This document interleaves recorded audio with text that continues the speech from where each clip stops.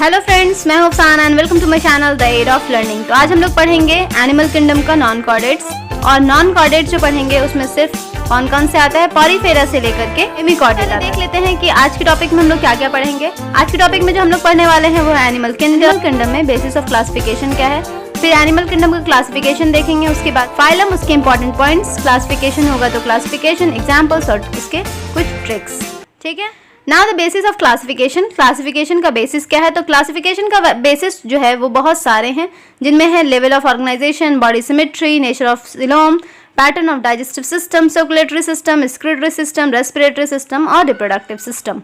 ठीक है, तो ये सारी चीजें देखेंगे और ये सारी चीजें जो है वो बेसिस ऑफ क्लासिफिकेशन। सबसे पहले हम लोग देखते हैं लेवल ऑफ ऑर्गेनाइजेशन। तो लेवल ऑफ ऑर्गेनाइजेशन चार तरह के होते हैं: cellular level of organisation, tissue level of organisation, organ level of organisation and organ system level of organisation. तो पहला जो है वो है cellular level of organisation. Cellular level of organisation क्या होता है, जैसे कि हम लोग जानते हैं कि जो एनिमल किंगडम होता है वो पूरा जो है वो मल्टी सेलुलर होता है। ठीक है, तो मल्टी सेलुलर है, लेकिन उसमें क्या हो रहा है कि जो सेल हैं वो एकजुट होकर के टिश्यू का फॉर्मेशन नहीं कर रहे हैं, सिर्फ सेलुलर लेवल पे काम हो रहा है। उसी को कहते हैं हम लोग सेलुलर लेवल ऑफ ऑर्गेनाइजेशन, जिसमें जो डिफरेंशिएशन जो होता है वो बहुत ही मिनिमम होता है और डिवीजन ऑफ टिश्यू भी नहीं होता, बहुत मिनिमम होता है। ठीक है, इसीलिए इसको कहते हैं सेलुलर लेवल ऑफ ऑर्गेनाइजेशन। तो इसका एग्जाम्पल कौन है, पॉरीफेरा।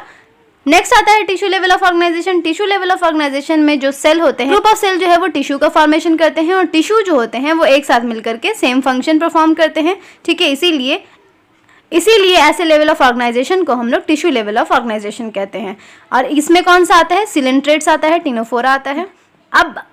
अब नेक्स्ट बात करते हैं ऑर्गन लेवल ऑफ ऑर्गेनाइजेशन। जाहिर सी बात है जो टिश्यू हैं वो ऑर्गन्स का फॉर्मेशन करेंगे, और ऑर्गन लेवल ऑफ ऑर्गेनाइजेशन क्या होता है देख लेते हैं, जिसमें क्या होता है टिश्यू होते हैं वो एक साथ मिलकर के ऑर्गन्स का फॉर्मेशन करते हैं, और जो हर ऑर्गन होता है वो स्पेशलाइज्ड होता है एक पर्टिकुलर फंक्शन के लिए। और इसके एग्जाम्पल में है प्लैटीहेलमिन्थस और एस्केलमिन्थस। ठीक है, यहाँ पे ऑर्गन लेवल ऑफ ऑर्गेनाइजेशन होता है। नेक्स्ट आता है organ system level of organisation. जैसे ही ऑर्गन बन जाता है उसके बाद एक ऑर्गन सिस्टम का फॉर्मेशन होता है, कि एक सिस्टम बन गया है ना, कोई भी चीज, जैसे डाइजेस्टिव सिस्टम बन गया, रेस्पिरेटरी सिस्टम बन गया, एक्सक्रीटरी सिस्टम हो गया। ठीक है, तो एक सिस्टम का फॉर्मेशन हो जाता है, जिसे हम लोग कहते हैं organ system level of organisation. तो organ system level of organization, जो ऑर्गन्स होते हैं वो एसोसिएट हो जाते हैं, एक फंक्शनल सिस्टम का फॉर्मेशन करते हैं। ठीक है, और हर जो सिस्टम होता है वो कंसर्न होता है एक स्पेसिफिक फिजियोलॉजिकल फंक्शन के। ठीक है, तो ये समझ में बात आ गई कि जो सबसे पहले सेलुलर लेवल होगा उससे इवॉल्व होगा तो क्या बनेगा, टिश्यू लेवल होगा, उससे इवॉल्व होगा तो क्या बनेगा, ऑर्गन लेवल होगा, और ऑर्गन भी जब इवॉल्व हो जाएगा तो वो एक सिस्टम का फॉर्मेशन कर देगा, जो कि हम कहते हैं organ system level of organisation. और ये मोर एडवांस में होगा, है ना। ऑर्गन सिस्टम जो होते हैं वो डिफरेंट ग्रुप ऑफ एनिमल में बहुत सारे कॉम्प्लेक्सिटीज होती हैं, वो बहुत कॉम्प्लेक्स होते हैं। जैसे कोई भी सिस्टम हुआ, डाइजेस्टिव सिस्टम हुआ, जैसे जैसे ऑर्गेनिज्म इवॉल्व करेगा वैसे क्या होगा, वैसे ही उसमें कॉम्प्लेक्सिटीज बढ़ती जाएंगी। समझ आ गई बात। तो ये है organ system level of organisation. तो एस्केलमिन्थस के बाद आता है एनालिड्स, और एनालिड्स से जितने भी होते हैं सारे organ system level of organisation होते हैं। अच्छा, यहाँ पे एक चीज और बताते हैं, organ system level of organisation तो होता है, तो वहां पे यहीं से जैसे कि एनालिड्स से शुरू होगा, है ना, organ system level of organization, aschelminthes तक तो ऑर्गन लेवल ऑफ ऑर्गेनाइजेशन है, तो एनालिड्स से शुरू होगा, तो एनालिड्स से ही जो है वो सर्कुलेटरी सिस्टम भी दिखाई देगा, और उसके बाद फिर रेस्पिरेटरी सिस्टम, एक्सक्रीटरी सिस्टम। तो एनालिड्स से जितने भी कॉर्डेट्स होंगे वो वहाँ पे आपको सारे सिस्टम दिखाई देंगे। ठीक है, उससे पहले कोई सिस्टम नहीं नजर आएगा। ठीक है, सिर्फ टिश्यू लेवल पे काम होगा, कोई भी काम होगा तो टिश्यू लेवल पे काम होगा, सिस्टम लेवल पे काम नहीं होगा। तो organ system level of organisation किस में होता है, एनालिड्स से लेकर के कॉर्डेट्स में, annelids, arthropods, mollusc, echinodermata and Chordata. ठीक है, दूसरी बात करते हैं बॉडी सिमेट्री की। सिमेट्री का मतलब क्या होता है, सिमेट्री का मतलब होता है कि एक सेम कोई चीज होना। ठीक है, तो बॉडी सिमेट्री का मतलब क्या हुआ, कोई भी बॉडी है उसमें जो बॉडी का हाफ है, किसी भी प्लेन में अगर हम बॉडी को रख के देखें तो किसी तरह से दो पार्ट में क्या हो, सिमेट्री हो, उसी को कहते हैं हम लोग बॉडी सिमेट्री। अब चलिए देख लेते हैं बॉडी सिमेट्री कितने तरह का होता है। एक तो हो गया एसिमेट्रिक, ठीक है, जिसमें कोई सिमेट्री ना हो। दूसरा हो जाता है रेडियल सिमेट्री। रेडियल जैसे कि एक बॉल मान लीजिए, ये एक बॉल है, ठीक है, फुटबॉल मान लीजिए, तो इस तरीके से उसमें ऐसे बना रहता है। तो अगर इसमें कोई भी प्लेन में, ये देखिए कोई भी प्लेन में जाएगा ना, तो ये हाफ इक्वल हो जाएगा। अगर आप इस प्लेन में देखिएगा तो ये हाफ और ये हाफ इक्वल हो जाएगा। समझ आ रही बात? तो इसी को कहते हैं रेडियल सिमेट्री, जो रेडियली जो है वो सिमेट्रिकल हो। आता है बायलेटरल सिमेट्री। बायलेटरल सिमेट्री का मतलब होता है बाईलेटरल। लेटरल मतलब ये हाफ और ये हाफ, अगर हम एक प्लेन में देखेंगे तो ये हाफ और ये हाफ सिर्फ इक्वल है। तो बायलेटरल सिमेट्री में क्या होता है, दो हाफ इक्वल हो, चाहे ये लंबाई से हाफ इक्वल हो सकता है, इस तरह से हाफ इक्वल हो सकता है, ठीक है। तो कोई एक हाफ जो है वो इक्वल होना चाहिए, किसी एक प्लेन में जो हाफ होंगे वो इक्वल होने चाहिए। तो एक एक करके देख लेते हैं। तो एसिमेट्रिक क्या होता है? एसिमेट्रिक जो किसी भी प्लेन में कोई भी सिमेट्री शो ना कर रहा हो, कोई भी प्लेन देख लें, एनी प्लेन देख लें जो कि पास कर रहा through centre, does not divide them into equal halves. तो कोई भी, अगर हम लोग जैसे कि ये अमीबा को मान लीजिए देख लिया, तो अमीबा क्या होता है? अमीबा एसिमेट्रिकल होता है, इसमें कोई सिमेट्री, वैसे अमीबा एनिमल किंगडम में नहीं आता है, लेकिन एक एग्जांपल, क्योंकि अभी तक अमीबा ही पढ़ चुके हैं हम लोग, तो एक एग्जांपल लेके देख लेते हैं कि जो अमीबा होता है वो एसिमेट्रिकल होता है, वो किसी शेप में भी बदल सकता है ना। तो इसमें कोई भी सिमेट्री नहीं होगी, कहीं से भी देखिएगा कोई सिमेट्री नहीं होगी। तो ऐसे ही ऑर्गेनिज्म को हम लोग क्या कहते हैं? ये ऑर्गेनिज्म को हम लोग कहते हैं एसिमेट्रिकल ऑर्गेनिज्म। और ये कौन होते हैं? ये होते हैं पॉरीफेरा, ठीक है। पॉरीफेरा में अगर देखिएगा तो वो किसी भी हिसाब से वो सिमेट्रिकल नहीं होगा। ये ऐसे ऐसे ऐसे ऐसे जैसे बाथिंग स्पॉन्ज है, कहीं से भी वो सिमेट्रिकल, कहीं से भी देख लीजिए ये सिमेट्रिकल ही नहीं होगा। नेक्स्ट आता है रेडियल सिमेट्री। रेडियल सिमेट्री मैंने बताया जैसे कि एक फुटबॉल को ले लीजिए, है ना। तो उसमें क्या होता है, उसमें अगर रेडियली अगर आप पास कराएंगे कोई भी लाइन, तो वो दो इक्वल हाफ में जो है वो डिवाइड हो जाएगा, किसी भी प्लेन में पास कराएं, है ना। कोई भी बॉल को अगर किसी प्लेन में भी हम पास करते हैं लाइन, तो ये इक्वली हाफ में डिवाइड हो, जैसे इस एक्सिस पे अगर लाइन पास कराते हैं तो ये दोनों इक्वल हाफ इक्वल हो जाएगा, अगर इस एक्सिस पे अगर पास कराते हैं तो ये दोनों हाफ इक्वल हो जाएगा। तो इस तरीके से क्या होता है, कोई भी प्लेन में अगर हम लोग लाइन पास करते हैं, है ना, उसके सेंटर से, तो वो इक्वल हाफ में, दो आइडेंटिकल हाफ में क्या हो जाता है, इक्वल हो जाता है। इसका एग्जाम्पल क्या क्या है? इसका एग्जाम्पल है सिलेंट्रेट्स, टिनोफोरा और इकाइनोडर्मेटा। समझ आई बात? इकाइनोडर्मेटा कैसे? इकाइनोडर्मेटा में क्या होता है, ये स्टारफिश होता है ना। बताएंगे इकाइनोडर्मेटा में क्या होता है। इकाइनोडर्मेटा स्टारफिश होता है। तो अगर स्टारफिश को देखिएगा, थोड़ा अच्छे से बना देते हैं, स्टारफिश को देखिएगा, इस तरह का स्टार होता है ना। तो इसमें क्या होता है कि अगर आप इसको बीच से एक सेंटर से लाइन पास करेंगे तो ये इक्वल हाफ में बढ़ जाएगा, ठीक है ना। रेडियली इसको अगर हाफ में बांटना चाहेंगे तो ये किसी भी प्लेन से पास करेंगे तो ये दो आइडेंटिकल हाफ में बढ़ जाएगा। समझ आ गई बात? तो ये तीन एग्जांपल्स हैं, सिलेंट्रेट्स, टिनोफोरा, इकाइनोडर्मेटा। नेक्स्ट आता है बायलेटरल सिमेट्री, जो कि हम लोग होते हैं, हम लोग बायलेटरल सिमेट्री होते हैं, मतलब एक हाफ और दूसरा हाफ जो है वो सेम होता है हम लोगों का। अगर एक प्लेन में रख करके हाफ कर दिया जाए, एक साइड जो है वो दूसरे साइड के इक्वल दिखेगा, है ना। वैसा बॉडी जो कि डिवाइड हो सकता है आइडेंटिकल हाफ में, जैसे कि लेफ्ट हाफ और राइट हाफ हो सकता है अगर हम किसी एक प्लेन पे कोई भी एक्सिस ड्रॉ करें तो।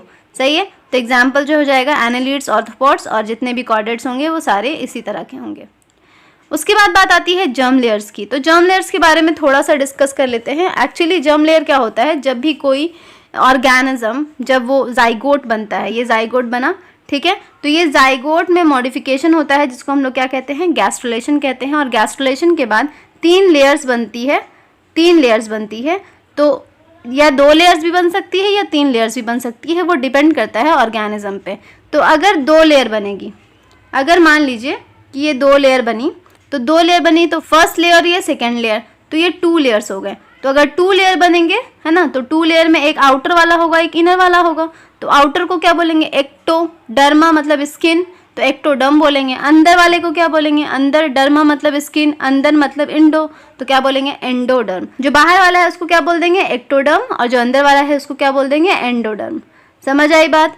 तो ये 2 चीज़ें होती हैं, एक्टोडर्म एंड एंडोडर्म। इसी बेसिस पे जो जर्म लेयर्स होते हैं वो 2 तरह के होते हैं। अब किसी में हो सकता है कि 2 लेयर हो जाए, अब किसी में हो सकता है कि 3 लेयर हो जाए। 3 इसकी लेयरिंग हो गई, ठीक है। तो 3 लेयर हो जाएगा तो क्या बोलेंगे, तो एक्टोडर्म तो हो गया बाहर वाला, अंदर वाला क्या हो जाएगा, एंडोडर्म हो जाएगा, और बीच वाला क्या हो जाएगा, तो बीच वाले को हम लोग क्या बोलते हैं, मीजो। और एक लेयर है तो डर्मा, तो मीजोडर्म। समझ आ गई बात? तो ये हो गया एक्टो, और अंदर वाले को बोलेंगे एंडो, और बीच वाले को बोलेंगे मीजो।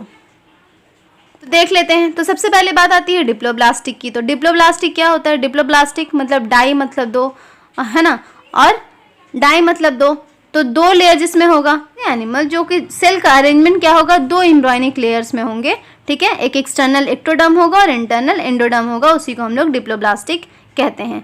इसमें कौन आते हैं? अच्छा, डिप्लोब्लास्टिक में एक अनडिफरेंशिएटेड लेयर होगा। डिप्लोब्लास्टिक अगर देखिएगा तो 2 लेयर तो होगा, ये 2 लेयर होगा, इस बीच में ही एक अनडिफरेंशिएटेड लेयर होगा। ये जो लेयर होगी वो अनडिफरेंशिएटेड होगा, वो डिफरेंशिएट नहीं होगा कि वो कौन सा लेयर है, उसको हम लोग कहते हैं मीजोग्लिया।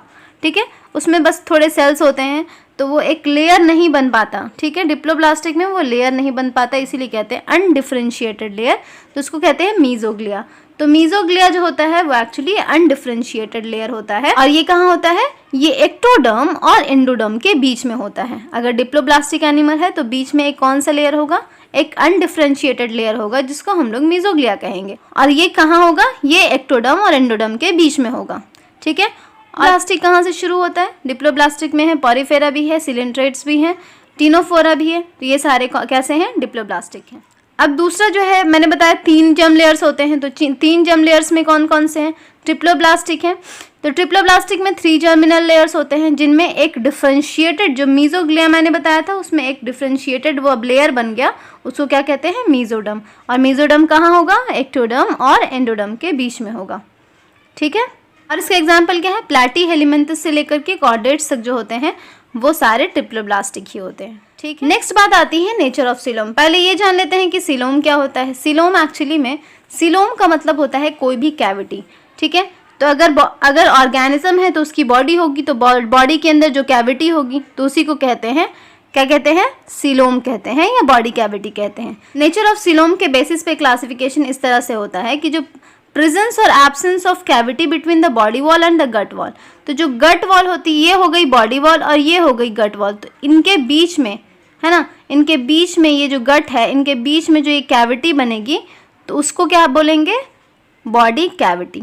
ठीक है, जिसमें सारे ऑर्गन्स जो मौजूद होते हैं ना, वो बॉडी कैविटी में ही मौजूद होते हैं, तो ये कहते हैं बॉडी कैविटी। और जो बॉडी कैविटी होती है वो किससे लाइंड होती है? मीजोडर्म से लाइंड होती है। तो बॉडी कैविटी सबसे पहले क्या हो गया? Body cavity actually body wall और गट वॉल के बीच में एक कैविटी होती है, जिसको हम लोग बॉडी कैविटी कहते हैं या सीलोम कहते हैं। ये बॉडी कैविटी किससे बनी होती है? मीजोडर्म से बनी होती है। ठीक है, अच्छा, नेचर ऑफ सीलोम के हिसाब से ये कितने तरह के होंगे? एक होगा एसीलोमेट, जिसमें सीलोम होगा ही नहीं, दूसरा होगा स्यूडोसीलोमेट, तीसरा होगा सीलोमेट। तो एक तो हो गया जिसमें सीलोम है ही नहीं, दूसरा हो गया स्यूडोसीलोमेट। स्यूडो का मतलब होता है फॉल्स, तो वैसा जो कि फॉल्स सीलोम हो जिसमें, और सीलोमेट मतलब जिसमें ट्रू सीलोम हो, उसी को कहते हैं सीलोमेट। तो अब हम लोग बात करते हैं सीलोम की। तो सबसे पहले जो है वो एसीलोमेट आता है। तो एसीलोमेट क्या होता है? जिसमें कि सीलोम प्रेजेंट नहीं होता, है ना।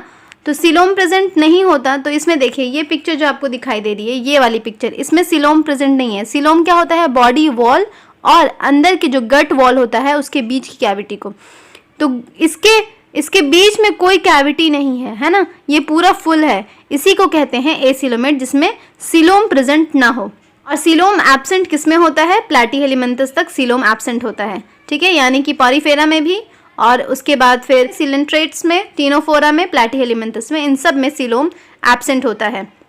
ठीक है, नेक्स्ट बात करते हैं स्यूडोसीलोमेट की। तो स्यूडोसीलोमेट जो होता है उसमें क्या होता है? जो बॉडी कैविटी जो होती है वो एक्चुअली मीजोडर्म से लाइन नहीं होती। सीलोम का मतलब मैंने क्या बताया था? बॉडी वॉल और गट वॉल के बीच में कैविटी, और जो कैविटी होती है वो मीजोडर्म से बनी होती है, मीजोडर्म से लाइंड होती है। लेकिन स्यूडोसीलोमेट इसलिए कहते हैं, फॉल्स सीलोम इसलिए कहते हैं क्योंकि वो मीजोडर्म से लाइनिंग उसकी नहीं होती है। ठीक है, बशर्ते कि जो मीजोडर्म होता है उसमें स्कैटर्ड पाउचेस होते हैं। अब ये वाला जो पिक्चर आपको दिखाई दे रहा है, इसमें देखिए ये जो बीच वाला जो मीजोडर्म है, इसमें स्कैटर्ड पाउचेस हैं, पाउचेस के फॉर्म में बने हुए हैं, और इसी वजह से इनमें जो बॉडी कैविटी होती है वो क्या होती है? वो स्कैटर्ड पाउचेस की वजह से होती है। ठीक है ना, एक्टोडर्म और एंडोडर्म के बीच में पाउचेस होते हैं मीजोडर्म के, और जिसकी वजह से कैविटी का फॉर्मेशन हो जाता है, तो उसी को कहते हैं स्यूडोसीलोम। ऐसे ही बॉडी कैविटी को हम लोग क्या कहते हैं? स्यूडोसीलोम कहते हैं। ठीक है, और वैसे ऑर्गेनिज्म को हम लोग स्यूडोसीलोमेट्स कहेंगे, और इसका एग्जाम्पल जो है वो एस्केलमेंथस है। ये इंपॉर्टेंट पॉइंट है कि स्यूडोसीलोम किस में होता है? एस्केलमेंथस में स्यूडोसीलोम होता है। ठीक है, नेक्स्ट आता है सीलोम की बात, सीलोमेट की बात करते हैं। सीलोमेट क्या होता है? सीलोमेट वैसा ऑर्गेनिज्म, वैसा एनिमल जिसमें क्या होगा? सीलोम प्रेजेंट होगा। अब ये देखिए ये वाला जो पिक्चर आपको दिखाई दे रहा है, इसमें क्या है? आउटर जो है वो एक्टोडर्म भी है और एंडोडर्म भी है। अब ये जो बीच वाला जो पार्ट आपको दिखाई देगा, वो उस बीच वाले पार्ट में क्या होगा, बीच वाला पार्ट किससे बना होगा, मेसोडर्म से बना होगा। ये देखिए मेसोडर्म से बना, मेसोडर्म की लाइनिंग से ही ये कैविटी का फॉर्मेशन हो रहा है, ये कैविटी का फॉर्मेशन हो रहा है, और इसी कैविटी को क्या कहते हैं, सिलोम कहते हैं। तो वैसा एनिमल जो कि सिलोम, जिसकी बॉडी में सिलोम प्रेजेंट होगा उसको क्या कहेंगे, सिलोमेट कहेंगे। और वो किस में होता है, एनालिड से लेकर के कॉर्डेट्स में सारे में सिलोम प्रेजेंट होता है। समझ आ गई बात। नेक्स्ट बात करते हैं सेगमेंटेशन की। सेगमेंटेशन का मतलब क्या हुआ कि जो बॉडी होती है, कोई भी एनिमल होगा उसकी जो बॉडी होगी एक्सटर्नली भी और इंटरनली भी दोनों तरह से डिवाइड होगा सेगमेंट्स में। जैसे कि ये कोई बॉडी है, उसमें ऐसे सेगमेंट जैसे कि अर्थवर्म आपको दिखेगा, तो उसमें क्या होगा, सेगमेंटेशन दिखेगा इस तरीके से। तो ये सेगमेंटेशन सिर्फ ऊपरी नहीं होता, ये अंदर से भी होता है। अगर कभी भी डाइसेक्शन होता है अर्थवर्म का, तो अगर अर्थवर्म की बॉडी अंदर से देखिएगा तो इस तरीके से अंदर से भी क्या दिखाई देगा, वो सेगमेंटेड दिखाई देगा। तो इंटरनली भी और एक्सटर्नली भी उसमें सेगमेंटेशन प्रेजेंट होता है। ये जो सेगमेंटेशन होता है वो एक्चुअली ऑर्गन्स, जो कुछ ऑर्गन्स जो होते हैं उनमें भी ये रिपीटिशन होता है, ठीक है। वैसा एनिमल जिसकी बॉडी में सेगमेंटेशन होता है, ठीक है, तो वैसे सेगमेंटेशन को हम लोग क्या कहते हैं, वैसे सेगमेंटेशन को हम लोग मेटामेरिक सेगमेंटेशन कहते हैं, और इसके फेनोमेना को क्या कहते हैं, मेटामेरिज्म कहते हैं। और एग्जांपल्स क्या है, अर्थवर्म है। अर्थवर्म में आपको दिखाई देता है कि अर्थवर्म में क्या होता है, सेगमेंटेशन होता है, वो ऊपरी नहीं होता, अंदर से भी होता है। दूसरी बात करते हैं पैटर्न ऑफ डाइजेस्टिव सिस्टम की। तो डाइजेस्टिव सिस्टम का पैटर्न है, ये कौन सी बात हो गई, डाइजेस्टिव सिस्टम का पैटर्न। जी हाँ, डाइजेस्टिव सिस्टम तो हम लोगों ने एक ही तरह का पढ़ा है ह्यूमन में डाइजेस्टिव सिस्टम सिंपल कैसे होता है, ऊपर माउथ से लेकर के एनस तक होता है, ये हम लोगों ने पढ़ा है, ठीक है। तो हम लोग देख लेते हैं पैटर्न क्या होता है डाइजेस्टिव सिस्टम का। तो डाइजेस्टिव सिस्टम दो तरह के हो सकते हैं, इनकम्प्लीट भी हो सकते हैं और कंप्लीट भी हो सकते हैं। इनकम्प्लीट डाइजेस्टिव सिस्टम ऐसा कब से हो गया, ऐसा कब से हुआ, देखिए बताते हैं। इनकम्प्लीट डाइजेस्टिव सिस्टम में ये होता है कि सिर्फ सिंगल ओपनिंग होती है। किसी ऑर्गेनिज्म में देखिएगा कि उसमें सिर्फ सिंगल ओपनिंग होगी, सिर्फ एक ओपनिंग होगी, ठीक है, और वही जो है वो माउथ का भी काम करेगा और वही जो एनस का भी काम करेगा। और ऐसा किस में होता है, प्लैटीहेलमिन्थस में। इसमें एनस नाम की कोई चीज़ नहीं होती, वो एक ही ओपनिंग होती है जिससे वो क्या करता है, दोनों काम कर लेता है, माउथ का भी काम कर लेता है और एनस का भी काम कर लेता है। तो प्लैटीहेलमिन्थस में इनकम्प्लीट डाइजेस्टिव सिस्टम होता है। और मैंने बताया था कि जो ऑर्गन लेवल ऑफ ऑर्गेनाइजेशन जहाँ से शुरू होगा, ठीक है, तो जहाँ से ऑर्गन लेवल ऑफ ऑर्गेनाइजेशन शुरू होगा वहाँ पे ऑर्गन्स का फॉर्मेशन हो जाएगा, लेकिन सिस्टम नहीं बनेगा, ठीक है। तो यहाँ पे प्लैटीहेलमिन्थस में ऑर्गन लेवल ऑफ ऑर्गेनाइजेशन है, इसलिए यहाँ पे डाइजेस्टिव सिस्टम नहीं है, एक इनकम्प्लीट डाइजेस्टिव सिस्टम है, प्रॉपर सिस्टम नहीं है। नेक्स्ट आता है complete digestive system. Complete digestive system में दो ओपनिंग होगी, माउथ और एनस, और साथ ही साथ जो है माउथ और एनस तो होगा ही, साथ साथ पूरा एक सिस्टम होगा। किसी भी चीज़ का डाइजेशन के लिए पूरा एक सिस्टम होता है, जैसे हमारे अंदर होता है पूरा एक सिस्टम होता है। हमारे अंदर क्या होता है, माउथ होगा, माउथ से लेकर ईसोफेगस होगा, फिर स्टमक भी होगा, ठीक है, फिर इधर जो है वो आपका वो भी हो जाएगा, लिवर भी हो जाएगा, फिर intestine, small intestine, large intestine, सब कुछ होगा। तो ये एक पूरा सिस्टम का फॉर्मेशन करेगा, तो उसी को कहते हैं कंप्लीट डाइजेस्टिव सिस्टम। तो कंप्लीट डाइजेस्टिव सिस्टम कहाँ होगा, जहाँ पे organ system level of organization होगा। Organ system level of organization कहाँ से होता है, एनालिड से होता है। एनालिड से organ system level of organisation होता है, तो वहाँ से पूरा कंप्लीट डाइजेस्टिव सिस्टम होगा। अब बात करते हैं सर्कुलेटरी सिस्टम की। तो सर्कुलेटरी सिस्टम दो तरह का हो सकता है, ओपन सर्कुलेटरी सिस्टम और close type of circulatory system. तो open type of circulatory system में क्या होता है, सिंपली कि इसमें क्या होता है, इसमें सिर्फ हार्ट होता है, ठीक है, और ये जो हार्ट होता है ये ब्लड पंप करेगा, ओके।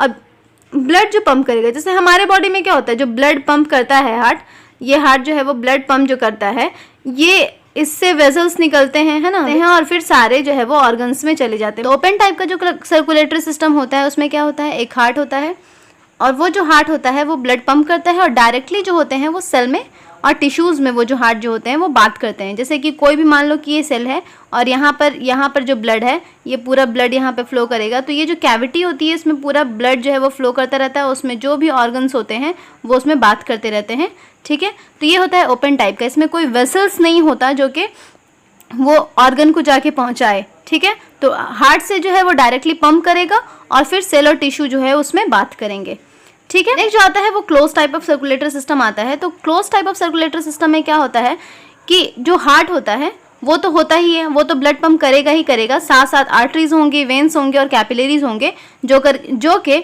अलग अलग जो है ऑर्गन को वो जा करके पहुंचाएंगे वो सारे ब्लड्स। जैसे कि ये हार्ट है, मान लीजिए ये हार्ट है, ये हार्ट से ये ब्लड पंप करके ये निकलेगा तो ये आर्टरीज के थ्रू जाएगा, है ना। तो आर्टरीज के थ्रू कहाँ जाएगा, आर्टरीज से जो है वो डिवाइड करेगा और कैपिलरीज का फॉर्मेशन करेगा। ये कैपिलरीज कहाँ जाएगा, ये सारे ऑर्गन में जाएंगे, जैसे कि किडनी हो गया, किडनी में जाएगा, स्टमक में जाएगा, तो ये सारी जगहों पर वो जाएगा, वो वेसल्स पहुंचाएंगे, ठीक है। उसको कहते हैं close type of circulatory system. Next जो आता है वो आता है स्क्रिटरी सिस्टम। स्क्रिटरी सिस्टम में जैसे ऑर्गन लेवल ऑफ ऑर्गेनाइजेशन कहाँ से शुरू होता है, organ system level of organisation शुरू तो होता है एनालिड से, लेकिन जो ऑर्गन लेवल होता है वो कहाँ से शुरू हो जाता है, वो हो जाता है शुरू आपका प्लैटीहेलिमंथस से ही। तो प्लैटीहेलिमंथस में क्या होगा, प्रोटोनेफ्रिडिया होगा, उसके बाद नेफ्रिडिया एनालिड्स में होगा, किडनी वगैरह जो है हायर ऑर्गेनिज्म में होंगे, ठीक है। उसके बाद बात करते हैं रिस्पिरेटरी सिस्टम की। तो रिस्पिरेटरी सिस्टम में ट्रैकल सिस्टम जो होता है, टेरेस्ट्रियल इंसेक्ट्स होते हैं ऑर्थोपोड्स, उसमें होता है ब्रैंकल सिस्टम जो होता है, जो भी पानी में रहने वाले होंगे उनमें ब्रैंकल सिस्टम होगा, जिसमें जो गिल्स होगा वो ऑर्गन होगा, रेस्पिरेटरी ऑर्गन होगा। जो थर्ड होता है वो होता है पल्मोनरी सिस्टम, जिसमें क्या होता है, लंग जो होता है वो रेस्पिरेटरी ऑर्गन होता है, और जो टेरेस्ट्रियल ऑर्गेनिज्म होंगे, जो लैंड पे रहने वाले ऑर्गेनिज्म होंगे, जिनको एयर जो है वो रिस्पायर करते हैं, ब्रीथ करते हैं, उसमें जो है वो लंग्स होता है। तो ऐसे सिस्टम को हम लोग पल्मोनरी सिस्टम कहते हैं, जिसमें lung as a respiratory organ होता है, ठीक है। नेक्स्ट जो आता है रिप्रोडक्टिव सिस्टम। तो रिप्रोडक्टिव सिस्टम में दो तरह के हो सकते हैं, हार्माफ्रोडाइट हो सकते हैं या फिर बाइसेक्सुअल हो सकते हैं, ठीक है। मोनोशियस डायोशियस भी कहते हैं। हार्माफ्रोडाइट जिसमें कि सेक्स जो होते हैं वो मेल और फीमेल दोनों एक ही में होगा। बाइसेक्सुअल या डायोशियस में क्या होगा कि दोनों जो सेक्स ऑर्गन्स होंगे यानी मेल और फीमेल वो दोनों अलग अलग ऑर्गेनिज्म में पाए जाएंगे, मेल अलग होगा और फीमेल अलग होगी, ठीक है। इससे जो होते हैं वो सेपरेट हो सकते हैं और मोनोशियस हो सकते हैं या फिर मोनोशियस या हार्माफ्रोडाइट हो सकते हैं। फर्टिलाइजेशन की बात करें तो फर्टिलाइजेशन एक्सटर्नल और इंटरनल फर्टिलाइजेशन हो सकता है। एक्सटर्नल फर्टिलाइजेशन यानी जो एग होगा वो बाहर फर्टिलाइज करेगा, या फिर इंटरनल यानी बॉडी के अंदर जो है वो एग फर्टिलाइज करेगा। इसको एक्सटर्नल या इंटरनल फर्टिलाइजेशन कहते हैं, ठीक है। ये भी देखेंगे हम लोग कि एक्सटर्नल फर्टिलाइजेशन और इंटरनल फर्टिलाइजेशन किस में होता है।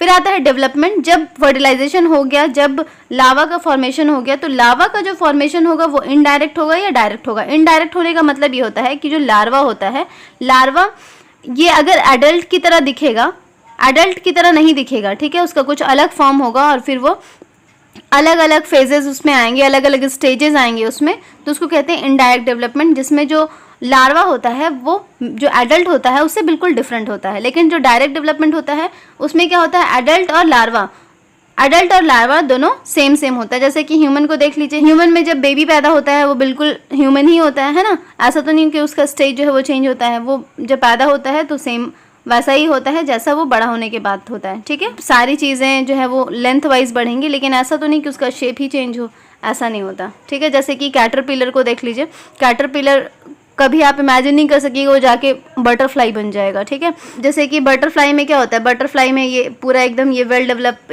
इसका विंग होता है, लेकिन कैटरपिलर में विंग्स नहीं होता है, ये डायरेक्ट ऐसे होता है सिंपली।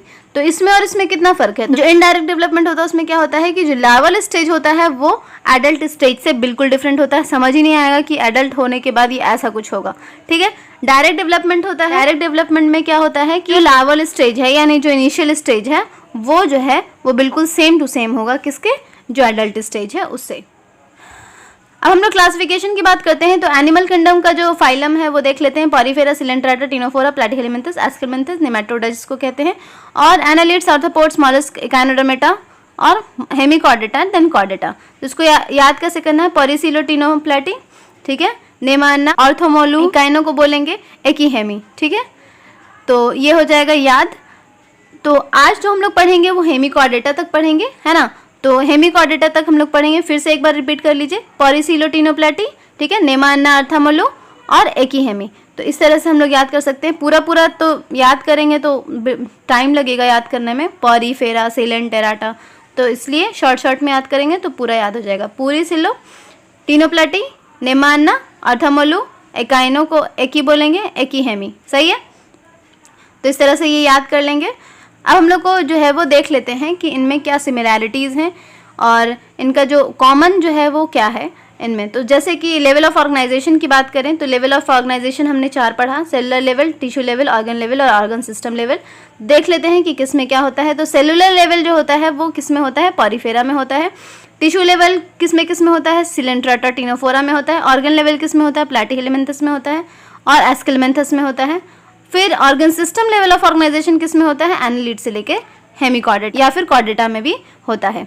ठीक है, उसके बाद सिमेट्री की बात करेंगे तो सिमेट्री में एसिमेट्रिकल कौन होता है, पॉरीफेरा होता है। रेडियल सिमेट्री में ट्राटा और टिनोफोरा होता है। बायलेटरल में फिर पूरा ये प्लैटी से लेकर के हेमिकॉर्डेटा और कॉर्डेटा ये सारे जो होते हैं वो बायलेटरल सिमेट्री होते हैं। अगर हम लोग सिलोम की बात करें तो एसिलोमेट में कौन कौन से हो गए, ये तीनों हो गए, पॉरीफेरा, सिलेंटेराटा, टिनोफोरा, प्लैटीहेलिमेंथस।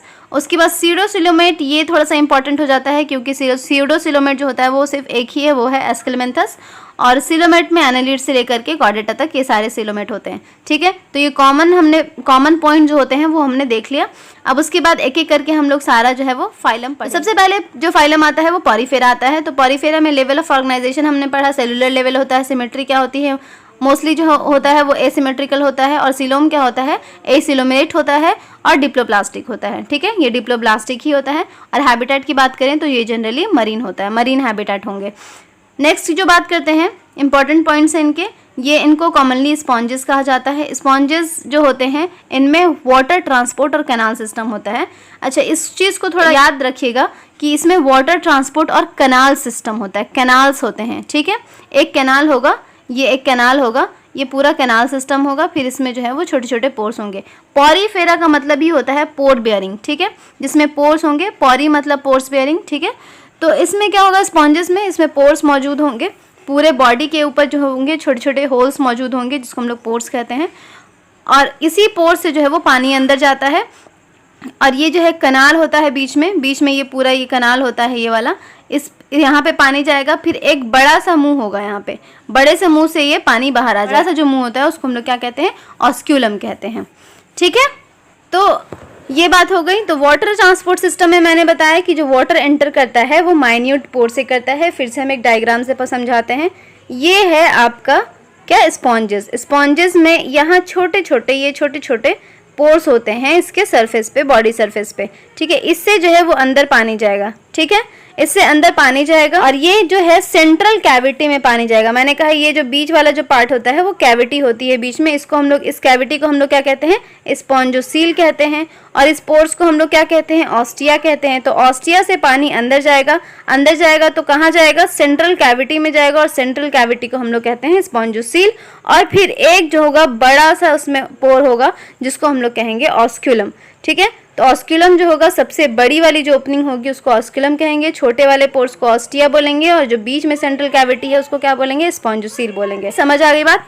अब ये जो कैनाल सिस्टम होता है वो एक्चुअली करता क्या है, कैनाल सिस्टम जो होता है वो वाटर को सर्कुलेट करता है। वाटर के साथ क्या क्या आता है, फूड आता है और ऑक्सीजन भी आता है। ठीक है, तो रेस्पिरेटरी एक्सचेंज और रिमूवल ऑफ वेस्ट, ये सारा जो होता है वो कैनाल सिस्टम के थ्रू ही होता है। ठीक है, इसमें कोई स्पेशल, क्योंकि ये सेलुलर लेवल है, मैंने पहले ही बताया सेलुलर लेवल होता है, तो ऑर्गन का डेवलपमेंट तो होना नहीं है, टिश्यू भी नहीं बनते हैं, तो यहाँ पे सिर्फ सेल्स होते हैं जो कि अनडिफरेंशिएटेड होते हैं।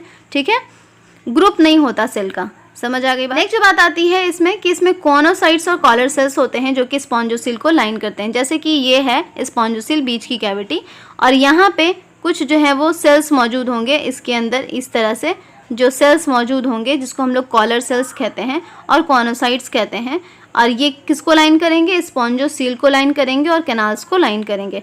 ठीक है, इनकी जो बॉडी होती है वो स्केलेटन से बनी होती है, सपोर्टेड होती है, जिसको हम लोग स्पिक्यूल्स कहते हैं। स्पिक्यूल्स बहुत तरह के स्पिक्यूल्स इसमें पाए जाते हैं। ठीक है, उतना डिटेल में जाने की ज़रूरत नहीं है, पर बहुत तरह के, इस तरह से स्टार शेप के स्पिक्यूल्स भी पाए जाते हैं और बहुत तरह के स्पिक्यूल्स इसमें पाए जाते हैं। ठीक है, पॉरीफेरा में क्या होता है, स्पिक्यूल्स पाए जाते हैं और उनमें कॉलर सेल्स मौजूद होते हैं। कॉनोसाइट जो किसको लाइन करेंगे, स्पॉन्जोसील को लाइन करेंगे और कैनाल्स को लाइन करेंगे। ठीक है, स्पॉन्जोसील एक्चुअली क्या होता है, सेंट्रल कैविटी होती है। नेक्स्ट जो आता है वो डाइजेशन आता है। डाइजेशन जो है वो इसका इंट्रासेलुलर होता है। इंट्रासेलुलर का मतलब ये हुआ कि जो सेल होंगे इसके अंदर, ठीक है, इंट्रासेलुलर का मतलब ये हुआ कि सेल के अंदर जो होगा डाइजेशन होगा। सही बात है। इनके जो सेक्सेस की बात करें तो सेक्सेस जो होते हैं वो सेपरेट नहीं होते, यानी हार्मोफ्रोडाइट होता है। हार्मोफ्रोडाइट का मतलब मोनोशियस होता है और इनमें जो एग्स और स्पर्म्स होते हैं वो प्रोड्यूस होते हैं सेम इंडिविजुअल में। हार्मोफ्रोडाइट का मतलब ही होता है कि मेल और फीमेल एक ही इंडिविजुअल में प्रेजेंट होगा। समझ आ गई बात। दूसरी बात यह है कि जो स्पर्म वो एसेक्सुअली जब रिप्रोड्यूस करेंगे तो इनमें फ्रैगमेंटेशन होगा। एसेक्सुअली किससे होता है, फ्रैगमेंटेशन से होता है, और सेक्सुअली किससे होता है, गैमेट के फॉर्मेशन से होता है। सही है। उसके बाद फर्टिलाइजेशन जो होता है इनका इंटरनल फर्टिलाइजेशन होगा, ठीक है, और डेवलपमेंट जो होंगे वो इनडायरेक्ट होंगे। इनडायरेक्ट डेवलपमेंट का मतलब ये हुआ कि जो लार्वल स्टेजेस हैं वो मॉर्फोलॉजिकली डिस्टिंक्ट होंगे एडल्ट से, ठीक है। मतलब ये हुआ कि मॉर्फोलॉजिकली डिस्टिंक्ट होने का मतलब ये हुआ कि जो एडल्ट होंगे वो उनकी जो मॉर्फोलॉजी होगा, उनका जो अपीयरेंस होगा, एक्सटर्नल अपीयरेंस, वो लार्वल स्टेज से बिल्कुल डिफरेंट होगा, यानी कि लार्वल स्टेज एडल्ट से बिल्कुल डिफरेंट होगा। इसी को कहते हैं इनडायरेक्ट डेवलपमेंट। एक बार फिर से रिवाइज कर लेते हैं इसको। डाइजेशन इंटरसेलुलर, सेक्सेस जो होंगे हर्माफ्रोडाइट होंगे। स्पॉन्जेस में जो एसेक्सुअल रिप्रोडक्शन होगा वो फ्रैगमेंटेशन से होगा, sexual reproduction formation of gamete से होगा, फर्टिलाइजेशन इंटरनल होगा और डेवलपमेंट इनडायरेक्ट होगा, ठीक है। अगर हम इसके एग्जांपल्स की बात करते हैं तो इसके एग्जांपल्स में कौन कौन से होंगे? यूपिलेक्टेला जिसको हम लोग फ्लावर बास्केट कहते हैं, साइकन जिसको हम लोग स्काइफा कहते हैं, यू स्पॉन्ज जिसको हम लोग बाथिंग स्पॉन्ज कहते हैं, और स्पॉन्जिला जिसको हम लोग फ्रेश वाटर स्पॉन्ज कहते हैं, ठीक है। तो इसके जो है वो पिक्चर्स देख लेते हैं। जैसे कि ये पिक्चर आपको एग्जाम्पल यहाँ पे समझ में भी आ जाएगा। साइकन का जो एग्जाम्पल है ये देखिए, ये जो है ये वाला जो बीच वाला पार्ट दिख रहा है ये एक्चुअली क्या है? कॉनोसाइट्स हैं, कॉलर सेल्स हैं। ये जो ऊपर वाला पार्ट है ऑस्कुलम, इसके बीच में जो माइन्यूट पोर्स हैं उसको क्या कहते हैं? ऑस्टिया कहते हैं। साथ ही साथ इसमें स्पिक्यूल्स भी होते हैं। स्पिक्यूल्स जो होते हैं, स्पिक्यूल्स बहुत तरह के होते हैं, ठीक है, जिसमें मैंने एक एग्जाम्पल दिया। एस्टर जो होते हैं, जो स्टार शेप के स्पिक्यूल्स होते हैं। समझ आ गई बात? ये एमेबोसाइट सेल्स भी प्रेजेंट होते हैं। जो कॉनोसाइट सेल होते हैं उनमें एमेबोसाइट सेल्स भी मौजूद होते हैं, ठीक है। तो यूप्लेक्टेला इस तरह से होता है, वेनस फ्लावर बास्केट कहते हैं, साइकन इस तरह का होता है, स्काइफा जिसको हम लोग कहते हैं, यू स्पॉन्ज बाथिंग स्पॉन्ज कहते हैं, और स्पॉन्जिला जिसको हम लोग फ्रेश वाटर स्पॉन्ज कहते हैं। तो ये सारे पॉलीफेरा के नेक्स्ट आता है सिलेंट्राटा। सिलेंट्राटा का अगर हम लोग कॉमन पॉइंट्स देख लेते हैं तो कॉमन पॉइंट्स में जो लेवल ऑफ ऑर्गेनाइजेशन है, टिश्यू लेवल है, सिमेट्री रेडियल सिमेट्री है, सीलोम जो है वो एसिलोमेट और डिप्लोब्लास्टिक है, हैबिटेट इसका एक्वाटिक है और मोस्टली मराइन होता है, जैसे कि पॉलीफेरा भी मराइन होता है, ठीक है। उसके बाद बात करें इसके इंपॉर्टेंट पॉइंट्स की, तो इसको हम लोग निडेरिया भी कहते हैं और ये सिसाइल और फ्री लिविंग होते हैं, ठीक है। सिसाइल का मतलब ठहरे हुए, एक जगह पे किसी सबस्ट्रेटम से अटैच होंगे। फ्री लिविंग का मतलब मूव करते हुए। सिसाइल जैसे कि फॉर एग्जांपल हाइड्रा को देख लीजिए, हाइड्रा जो होते हैं वो क्या होते हैं? सिसाइल होते हैं, यानी एक जगह पर फिक्स होते हैं। और फ्री लिविंग में जैसे कि जेलीफिश को देख लीजिए, वो क्या होते हैं? फ्री लिविंग होते हैं, फ्री स्विमिंग होते हैं, ठीक है, वो फ्रीली स्विम करते रहते हैं। दूसरी बात आती है सिलेंट्राटा में निडोब्लास्ट की। तो निडोब्लास्ट एक्चुअली निडोब्लास्ट या फिर निडोसाइट कहते हैं, इसी वजह से इसका नाम निडेरिया पड़ता है। अगर हम लोग निडोब्लास्ट की बात करें तो निडोब्लास्ट देखिए ये जो होता है ये फाइसेलिया, इसमें ये देखिए जो टेंटिकल्स दिखाई दे रहा है, इसी में जो सेल्स होते हैं उसको हम लोग निडोब्लास्ट कहते हैं। और निडोब्लास्ट में ही क्या होते हैं? एक कैप्सूल होता है जिसको हम लोग स्टिंगिंग कैप्सूल कहते हैं, और यही स्टिंगिंग कैप्सूल क्या कहलाता है? नेमेटोसिस्ट कहलाता है। तो निडोब्लास्ट जो होते हैं वो सेल्स होते हैं जो कि स्टिंगिंग कैप्सूल रखते हैं, जिसको हम लोग नेमेटोसिस्ट बोलते हैं। और ये कहाँ प्रेजेंट होते हैं? टेंटिकल्स में प्रेजेंट होते हैं, ठीक है, मैंने बता दिया अभी, टेंटिकल्स में प्रेजेंट होते हैं। और इसका फंक्शन क्या है? इसका फंक्शन है एंकरेज का, डिफेंस का और कैप्चरिंग का। तो ये प्रे को कैप्चर करते हैं, एंकरेज का भी काम करते हैं और डिफेंस का भी काम करते हैं। साथ ही साथ इसमें एक बात और जान लीजिए, इसमें जो होता है वो सेंट्रल गैस्ट्रोवेस्कुलर कैविटी होती है जिसमें सिंगल ओपनिंग होती है, और सिंगल ओपनिंग को हम लोग क्या कहते हैं? हाइपोस्टोम कहते हैं। जैसे कि एक एग्जांपल देख लीजिए, एग्जांपल में देखिए यहाँ पे हाइड्रा को देखिएगा तो इसमें क्या है? ये ऊपर वाला जो पार्ट है, ये माउथ वाला पार्ट, इसी को हम लोग क्या कहते हैं? हाइपोस्टोम कहते हैं, ठीक। माउथ में क्या होता है? हाइपोस्टोम होता है। माउथ ही एक सिंगल ओपनिंग होती है, इसमें प्रेजेंट होता है, और इसमें एक कैविटी होती है जिसको हम लोग गैस्ट्रोवेस्कुलर कैविटी कहते हैं। जैसे कि इसमें आपको दिखाई दे रहा है, ये जो कैविटी आपको दिखाई दे रही है ये कौन सी कैविटी है? गैस्ट्रोवेस्कुलर कैविटी है, ठीक है। इनका जो डाइजेशन होता है वो एक्स्ट्रा सेलुलर भी हो सकता है, इंट्रासेलुलर भी हो सकता है, यानी सेल के अंदर भी हो सकता है डाइजेशन और सेल के बाहर भी डाइजेशन हो सकता है, ठीक है। समझ आ गई बात? दूसरी बात यह है कि निडेरिया जो होते हैं वो दो बेसिक फॉर्म जो रखते हैं, एक होता है पॉलिप, एक होता है मेड्यूसा, ठीक है। दो फॉर्म्स होते हैं निडेरिया के, तो एक को कहते हैं क्या? पॉलिप कहते हैं, एक को क्या कहते हैं? मेड्यूसा कहते हैं। कुछ जो निडेरियंस होते हैं वो दोनों फॉर्म्स रखते हैं, और इसको हम लोग ऑल्टरनेशन ऑफ जनरेशन कहते हैं, और इसी को हम लोग मेटाजेनेसिस भी कहते हैं। उसमें क्या होता है कि जो पॉलिप होता है वो प्रोड्यूस करता है मेड्यूसा एसेक्सुअली, और मेड्यूसा जो है वो पॉलिप्स प्रोड्यूस करेगा सेक्सुअली। PMA ऐसे याद रखना है, PMA। पॉलिप जब मेड्यूसा प्रोड्यूस करेगा तो कैसे प्रोड्यूस करेगा? एसेक्सुअली। और अगर M और दूसरा वाला अपने आप याद हो जाएगा MPS, ठीक है, MPs से याद रख लीजिए, ठीक है, PM और MPs। तो PM और MP से याद कर सकते हैं, PM जो होते हैं वो एसेक्सुअली और MP जो होते हैं सेक्सुअली, ठीक है। तो M से जो P में तब्दील होगा वो कैसे होगा? सेक्सुअली प्रोड्यूस होगा, और P से जो M में तब्दील हो जाएगा वो कैसे होगा? वो तब्दील होगा एसेक्सुअली। समझ आ गई बात? और इसका एग्जाम्पल कौन सा है? ओबेलिया, ठीक है।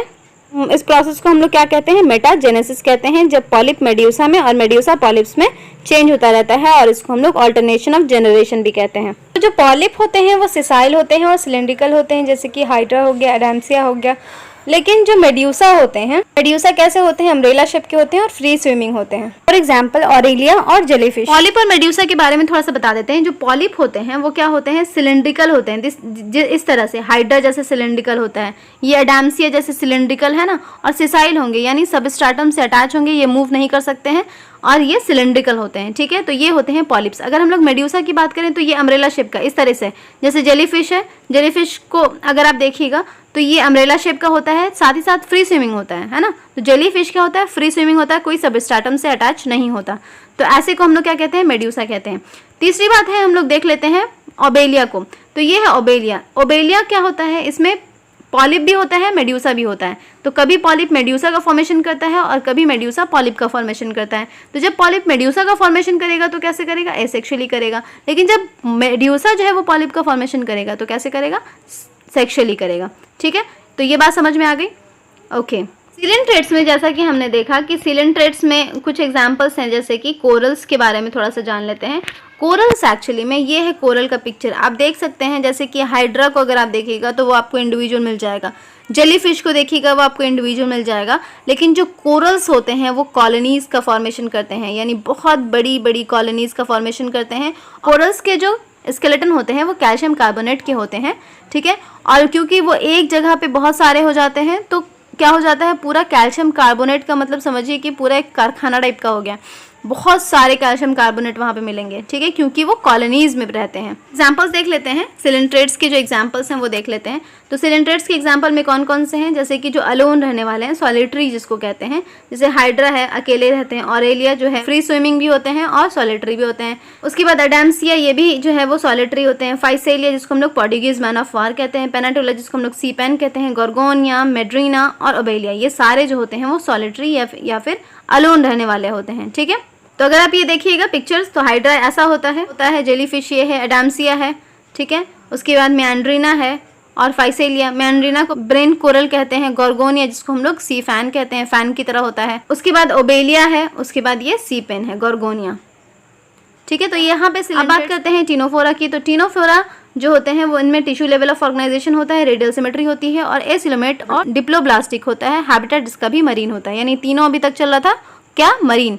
तो फिर से एक मेमोराइज कर लेते हैं थोड़ा सा। पॉरीफेरा जो होते हैं वो भी मरीन होते हैं, सिलेंट्रेट्स भी मरीन होते हैं और टीनोफोरा भी मरीन होते हैं। तो ये तीनों मरीन हो जाएंगे। अब बात करते हैं टीनोफोरा के कुछ इंपॉर्टेंट पॉइंट्स की। तो टीनोफोरा को हम लोग सी वॉलनट भी कहते हैं और कॉम जेलीज भी कहते हैं। सी वॉलनट इसलिए कहते हैं क्योंकि ये सी में रहता है, मरीन होता है, और वॉलनट इसलिए कहते हैं क्योंकि ये वॉलनट की तरह होता है। वॉलनट कैसा होता है, पूरा उसके अंदर कवर के अंदर देखिएगा तो ये पूरा वॉलनट किस तरह का होता है, इस तरह से पूरा गोल होता है, ऐसे थोड़ा सा ओवल टाइप का होता है, और इसमें हल्का सा यहाँ पे थोड़ा सा वो होता है, एक लाइनिंग टाइप का होता है बीच में, जहाँ से हम लोग उसको तोड़ते हैं।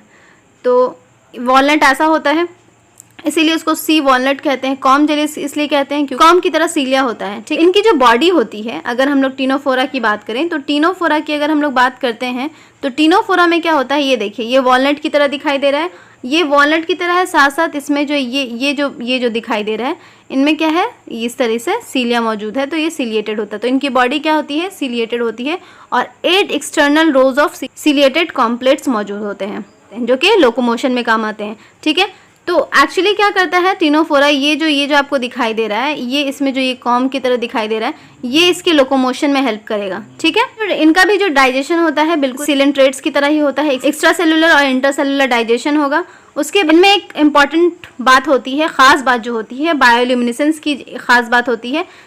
और बायोल्यूमिनेसेंस का मतलब क्या होता है, इसका मतलब ये होता है कि इनमें प्रॉपर्टी होती है जो कि लाइट इमिट कर सकता है। जैसे कि आप ये एग्जांपल देखिएगा, इसमें देखिए बिल्कुल लाइट की तरह दिखाई दे रहा है ना, ऐसा लग रहा है कि कोई बल्ब है, जो फैंसी बल्ब होते हैं, फैंसी लाइट्स जो होती हैं उसकी तरह दिखाई दे रहा है। तो ये लाइट एमिट करता है, इसीलिए ये इसको कहते हैं बायोल्यूमिनेसेंस। बायो का मतलब जो लिविंग ऑर्गेनिज्म हो, और ल्यूमिनेसेंस का मतलब जो लाइट दे रहा हो, तो इमिट कर रहा हो जो लाइट, तो इसीलिए इसको हम लोग बायोल्यूमिनेसेंस कहते हैं। ठीक है, अगर हम लोग इसके रिप्रोडक्शन की बात करें तो इनमें सेक्सेस जो होते हैं वो सेपरेट नहीं होते, यानी इसमें भी हार्माफ्रोडाइट होता है।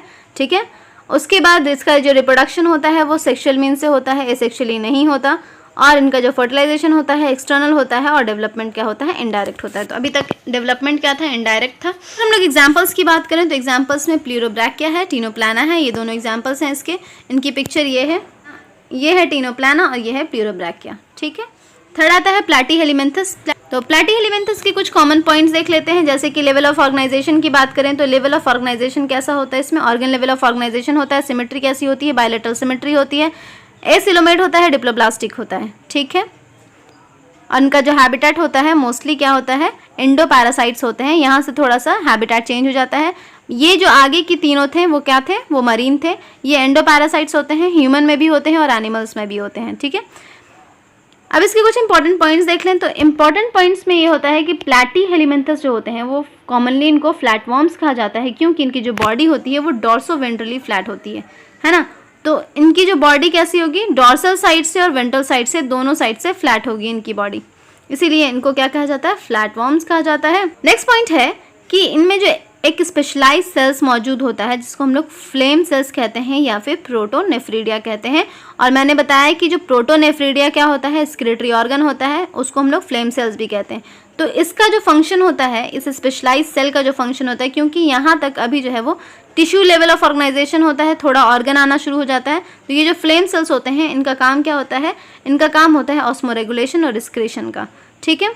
अगर हम लोग इसके पैरासिटिक, क्योंकि ये एंडो पैरासाइट्स होते हैं, तो जो पैरासिटिक फॉर्म होते हैं उनमें हुक्स भी प्रेजेंट होगा, सकल्स भी प्रेजेंट होगा, ठीक है।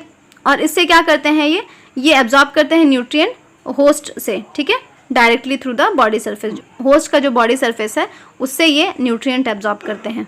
इनके जो सेक्सेस होते हैं वो जो होते हैं वो हेर्माफ्रोडाइट होते हैं, सेक्सेस सेपरेट नहीं होते। फर्टिलाइजेशन इंटरनल होता है, यहाँ पे फर्टिलाइजेशन इंटरनल हो रहा है, ठीक है। डेवलपमेंट जो होता है वो मैनी लार्वल स्टेजेस के थ्रू होता है, ठीक है, मतलब कि इनडायरेक्ट डेवलपमेंट होता है। अगर हम लोग इसके एग्जांपल्स की बात करें तो कुछ फ्री लिविंग फॉर्म्स हैं, जैसे कि प्लानेरिया एक बहुत अच्छा एग्जांपल है रीजनरेशन का। हमेशा जब रीजनरेशन का टॉपिक हम लोग क्लास 9 से पढ़ रहे होते हैं तब से हम लोग रीजनरेशन के एग्जांपल में प्लानेरिया को देखते हैं। तो प्लानेरिया का जो स्पेशल कैरेक्टरिस्टिक ये है कि हाई रीजनरेशन कैपेसिटी होती है और इसमें फ्रैगमेंटेशन भी होता है, ठीक है। पैरासिटिक फॉर्म की बात करें तो पैरासिटिक में टीनिया सोलियम है, टेपवर्म जिसको कहते हैं, और फैसियोला हेपेटिका जिसको हम लोग लिवर फ्लूक कहते हैं। ये है इनके एग्जाम्पल्स, ठीक है। ये है प्लानेरिया, इनमें फ्रैगमेंटेशन हो जाता है, ये फ्रैगमेंट में टूट जाता है तो ऊपर वाला जो है वो नया फॉर्म कर लेगा और नीचे वाला फिर से नया फॉर्म कर लेगा, ठीक है। उसके बाद आता है टेपवर्म, ये है टेपवर्म, इसमें स्कॉलेक्स मौजूद होता है, ठीक है। और ये है लिवर फ्लूक जिसको हम लोग क्या कहते हैं, फैसियोला कहते हैं। नेक्स्ट आता है एस्केलमेंथस जिसको हम लोग नेमाटोडा भी कहते हैं। तो इसके कुछ कॉमन पॉइंट्स देख लेते हैं। Level of organisation, organ system level of organisation यहाँ से शुरू हो जाता है। सिमेट्री इनकी बायलैटरल सिमेट्री है, सिलोम इनका सीडोसिलोम है और ये ट्रिप्लोब्लास्टिक होते हैं। अगर हम लोग हैबिटेट की बात करें, फ्री लिविंग होते हैं, एक्वाटिक होते हैं और टेरेस्ट्रियल भी होते हैं, और साथ ही साथ इनका पैरासिटिक फॉर्म भी होता है, प्लांट्स और एनिमल्स दोनों में। इसके कुछ इंपॉर्टेंट पॉइंट देख लेते हैं। इनको कॉमनली राउंडवर्म्स कहते हैं और इनकी बॉडी जो होती है वो सिलेंड्रिकल होती है, बहुत पतली सी होती है बॉडी इनकी। इनका जो एलिमेंट्री कैनाल होता है वो कंप्लीट होता है, यानी डाइजेस्टिव सिस्टम जो होता है वो कंप्लीट होता है, वेल डेवलप्ड होता है। साथ साथ मस्कुलर फैरिंग्स भी होता है, जैसे हमारे अंदर फैरिंग्स होता है मस्कुलर, तो यहाँ पे भी इसमें भी मस्कुलर फैरिंग्स होता है। इनका जो एक्सक्रीशन होता है वो एक्सक्रीटरी ट्यूब के थ्रू होता है, ठीक। बॉडी वेस्ट जो निकलता है वो एक्सक्रीटरी ट्यूब से निकलता है, रिमूव होता है, और इनमें एक्सक्रीटरी पोर होता है। जाहिर सी बात है एलिमेंट्री कैनाल कंप्लीट है तो माउथ और एनस दोनों होगा, तो एक्सक्रीटरी ट्यूब से क्या होगा, एक्सक्रीशन होगा, और उसमें एक्सक्रीटरी पोर्स भी मौजूद होते हैं जिससे बॉडी से जो भी वेस्ट होता है वो रिमूव हो जाता है। तो इसमें जो होते हैं वो सेक्सेस जो होते हैं वो सेपरेट होंगे, है ना, और सेक्सेस सेपरेट होने का मतलब डायशियस होंगे। मेल और फीमेल जो होंगे वो डिस्टिंक्ट होंगे, अलग अलग होंगे, और जो फीमेल्स होती हैं वो ऑफन लॉन्गर्स होती हैं मेल से, ठीक है। और उनका जो फर्टिलाइजेशन होता है इंटरनल होता है। मैंने पिछले वाले फाइल में बताया कि जो फर्टिलाइजेशन इंटरनल होता है, लेकिन जो डेवलपमेंट वहाँ पे डेवलपमेंट क्या हो रहा था, वहाँ पे इनडायरेक्ट डेवलपमेंट हो रहा था प्लैटीहेलिमिंथस में। यहाँ पे डायरेक्ट डेवलपमेंट होता है, यानी कि जो यंग वंस होते हैं वो रिजेंबल करते हैं एडल्ट से, या फिर इनडायरेक्ट डेवलपमेंट भी यहाँ पर हो सकता है, ठीक है। उसके बाद इसके एग्जांपल्स देख ले। इसके एग्जांपल्स में है एस्कैरिस जिसको हम लोग राउंड वर्म कहते हैं, और वॉचेरिया जिसको हम लोग फ्लैरिल वर्म कहते हैं, और एनसाइक्लोस्टोमा जिसको हम लोग हुक वर्म कहते हैं। ये देखिए, ये जो है ये फीमेल है और ये मेल है। तो फीमेल जो है वो किससे, मेल से लंबी है, और मेल में एक और कैरेक्टरिस्टिक होती है कि मेल जो होते हैं वो ज़्यादा इस तरह से टर्न्ड होते हैं, ठीक है। ये हुक की तरह होते हैं, हुक की तरह का फॉर्मेशन करते हैं। ठीक है, वॉचेरिया का हमें पता है कि वॉचेरिया जो होते हैं वो एलिफेंटियासिस करते हैं, इसीलिए इसको फिलारियल वॉर्म कहते हैं। और एलिफेंटियासिस का मतलब हाथी पैर, जो पैर वगैरह जो लिम्फ नोड जो होते हैं वो स्वेल कर जाते हैं। एनसाइक्लोस्टोमा ये है। तो ये एस्केलमेंथिस के क्या हो गया। अब बात करते हैं एनालिड्स की। तो एनालिड्स के जो कुछ कॉमन पॉइंट्स है वो देख लेते हैं। लेवल ऑफ ऑर्गेनाइजेशन जो होता है वो organ system level of organisation, symmetry bilateral symmetry, coelom क्या होते हैं, सिलोमेट होते हैं, डिप्लोब्लास्टिक होते हैं, और इसमें एक चीज़ और ऐड हो जाती है वो है मेटामेरिकली सेगमेंटेड। और इनका हैबिटेट क्या होता है, एक्वाटिक होता है, यानी मरीन वाटर भी हो सकता है, फ्रेश वाटर भी हो सकता है, साथ साथ टेरेस्ट्रियल भी होते हैं, फ्री लिविंग भी होते हैं और समटाइम पैरासिटिक भी होते हैं। ठीक है, इसके कुछ इंपॉर्टेंट पॉइंट्स देख लेते हैं। इनके इंपॉर्टेंट पॉइंट्स क्या हैं। इनका जो सेगमेंट्स होता है वो डिस्टिंक्टली मार्क्ड आउट होता है। ठीक है, इसमें मेटामर्स होते हैं, यानी इंटरनल और एक्सटर्नल दोनों सेगमेंट्स मौजूद होते हैं, इसीलिए इनका नाम एनालिड्स पड़ा। यानी इसका जो लैटिन वर्ड है वो एन्यूलस है, जो इसका मतलब है लिटिल रिंग। ठीक है, छोटे छोटे रिंग्स का फॉर्मेशन होना। इनमें जो है लॉन्गिट्यूडनल और सर्कुलर मसल्स होते हैं जो कि लोकोमोशन में हेल्प करते हैं। जैसे कि आपने कभी अर्थवॉर्म को मूव करते हुए, लोकोमोट करते हुए देखा होगा, तो वो अपने मसल्स को ही मूव करते हैं, है ना। तो उसमें लॉन्गिट्यूडनल मसल्स और सर्कुलर मसल्स मौजूद होते हैं लोकोमोशन के लिए। सर्कुलेटरी सिस्टम जो होता है वो क्लोज टाइप का होता है। ठीक है, ऑर्गन लेवल ऑफ ऑर्गेनाइजेशन आ चुका है, तो सर्कुलेटरी सिस्टम कैसा होता है, एनालिड्स में ही सिर्फ क्लोज होता है ना। बाकी सारे जो होते हैं इन्वर्टिब्रेट्स के सर्कुलेटरी सिस्टम क्या होते हैं, ओपन टाइप के होते हैं। ठीक है, नेक्स्ट है स्क्रीशन। स्क्रीशन एनालिड्स में स्क्रीशन जब आप अर्थवॉर्म पढ़िएगा तो उसमें देखिएगा कि नेफ्रीडिया होता है ना। और ये नेफ्रीडिया क्या किस चीज़ का काम करता है, ऑस्मो रेगुलेशन का और स्क्रीशन का। उसके बाद बात करते हैं न्यूरल सिस्टम की। तो यहाँ पे जो न्यूरल सिस्टम होता है, यहाँ पर पेयर्ड गैंग्लिया होता है और गैंग्लियन जो होता है कनेक्टेड होता है लेटरल नर्व से, और लेटरल नर्व जो कनेक्टेड होता है डबल वेंट्रल नर्व कॉर्ड से कनेक्टेड होता है। अब देख लीजिए कैसा होता है। जैसे कि ये अर्थवॉर्म है, ठीक है, तो ये अर्थवॉर्म में ये बीच में इस तरीके से ये होता है, ये इस तरीके से होता है। तो ये बीच वाला जो है वो वेंट्रल नर्व कॉर्ड है, ये जो है यहाँ पे होते हैं गैंग्लियन सारे। ठीक है, ये वाला जो कहलाता है ये सेरेब्रल गैंग्लियन कहलाता है, और इससे जो होते हैं वो लेटरल नर्व कॉर्ड जुड़े रहते हैं। समझ आ गई बात। तो इस तरह से होता है अर्थवॉर्म में नर्व कॉर्ड्स। ठीक है, न्यूरल सिस्टम ये इसी तरह का होता है। अब नेक्स्ट आते हैं रिप्रोडक्शन की बात करते हैं। तो रिप्रोडक्शन जो होता है इसमें सेक्सुअल होता है, और अर्थवॉर्म और लीचेस जो होते हैं वो मोनोशियस होते हैं। होता है फर्टिलाइजेशन, क्रॉस फर्टिलाइजेशन रूल होता है। ये तो होते हैं हर्माफ्रोडाइट। अर्थवॉर्म तो हर्माफ्रोडाइट ही होते हैं, मतलब मेल और फीमेल एक ही में होता है, लेकिन क्रॉस फर्टिलाइजेशन होता है। दो जो है अर्थवॉर्म एक दूसरे के आमने सामने आकर के रिप्रोडक्शन करते हैं, और फिर सेक्सुअल रिप्रोडक्शन करते हैं, और फिर फर्टिलाइजेशन जो होगा वो क्रॉस फर्टिलाइजेशन होगा। ठीक है, नेक्स्ट आता है नेरिस की बात करते हैं। तो नेरिस एक एक्वेटिक एनालिड्स है, और ये जो होते हैं इनमें लेटरल अपेंडेजेस होते हैं जिसको हम लोग पैरापोडिया कहते हैं। अगर आप नेरिस का पिक्चर देखिए, है नेरिस। ठीक है, नेरिस में देखिएगा ये पैरापोडिया, ये जो लेटरल अपेंडेजेस हैं ये पैरापोडिया कहलाते हैं। ठीक है, और ये एक्वेटिक होते हैं। समझ आ गई बात। और ये जो पैरापोडिया होते हैं इनको स्विमिंग करने में हेल्प करते हैं, और साथ ही साथ जो नेरिस होते हैं वो डायशियस होते हैं, यानी कि इनका जो मेल और फीमेल दोनों अलग अलग बॉडी में होता है। अगर हम एनालिड्स के एग्जांपल्स की बात करें तो एग्जांपल्स में नेरिस जो कि डायशियस होता है, एक्वेटिक होता है, फेरेटिमा जो कि अर्थवॉर्म जिसको कहते हैं, pheretima is the scientific name, hirudinaria जिसको हम लोग ब्लड सकिंग लीच कहते हैं। ये सारे पिक्चर्स है, ये अर्थवॉर्म है, ये नेरिस है, और ये लीचेस है।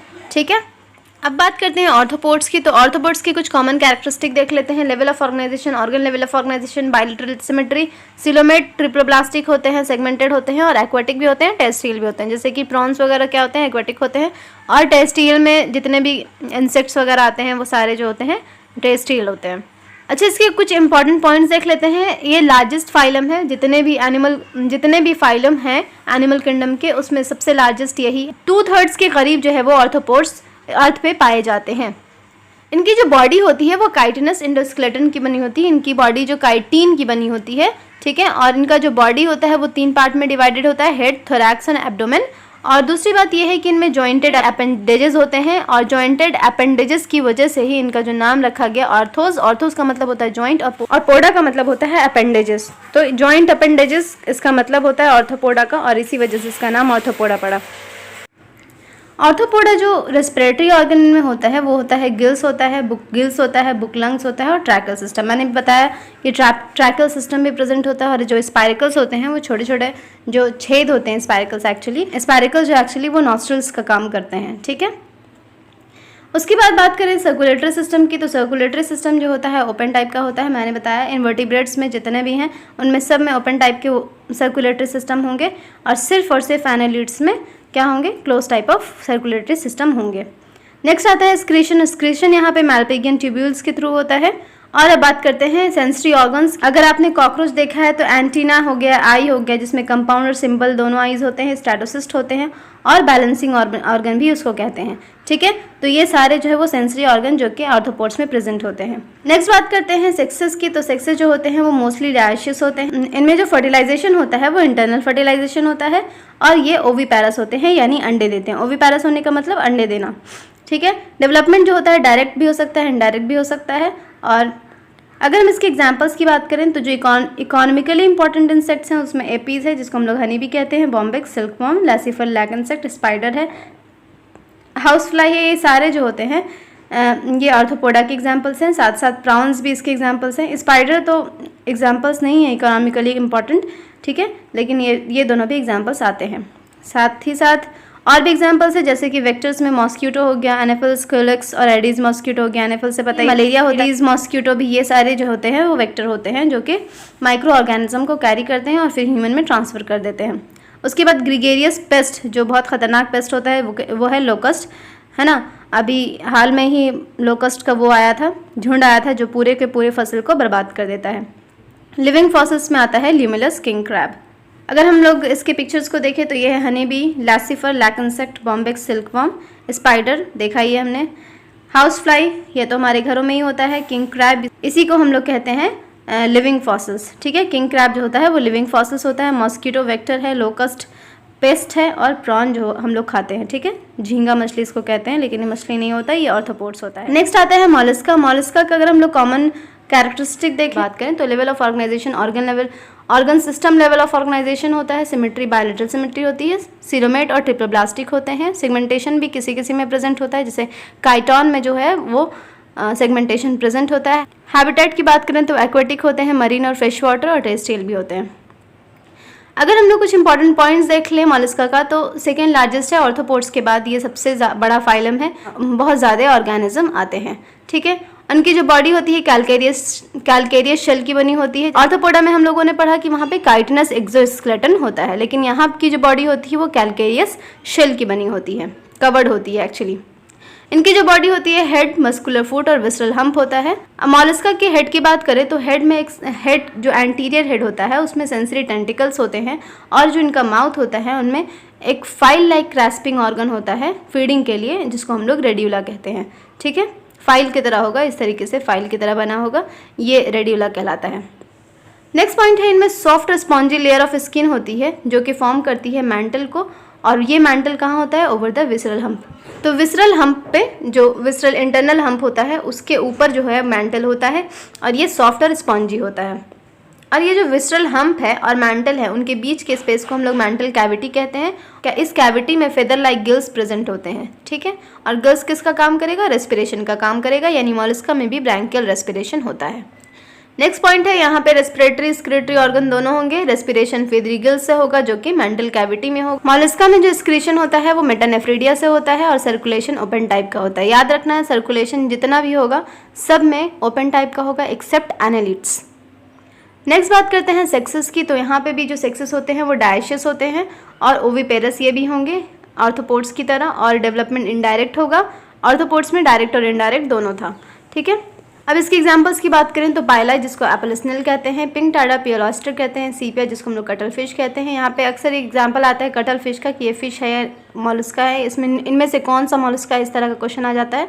तो कटल फिश अगर आता है तो ये मॉलस्का होता है। लॉलीगो जिसको हम लोग स्क्वाड कहते हैं, यूनियो, ऑक्टोपस जिसको हम लोग डेविल फिश कहते हैं, एप्लाइसिया जिसको हम लोग सी हेयर कहते हैं, डेंटालियम टस्क शेल कहते हैं, और लास्ट है चीटोप्ल्यूरा जो कि चिटॉन होता है, और यही सेगमेंटेड होता है। ठीक है, मॉलस्का का पिक्चर देखेंगे तो ये है पाइला, ये है सीपिया, ये है पियोलॉस्टर, ये ऑक्टोपस, लॉलीगो, यूनियो ये भी सेगमेंटेड है, एप्लाइसिया, डेंटालियम और चिटॉन ये जो है वो सेगमेंटेड है, काइटॉन जो है वो सेगमेंटेड है।